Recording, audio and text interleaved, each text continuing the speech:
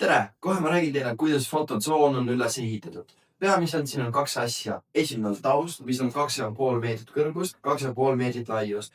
Ja teine asi on fotoboks, mis asub 1,5 kuni 2 meetri kaugus.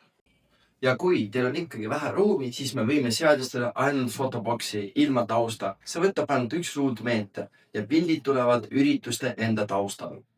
Ja lisaks meil on aksessuaarid ja neid saab panna igale poole. Kohe ma siis teile räägin, kuidas see kõik töötab. Vali endale lemmik aksessuaar ja siis tule ekraani juurde. Alustamiseks puuduta ekraani. Vahetast ekraani ja tuled nüüd tausta juurde. Teed nii ägeda poosi.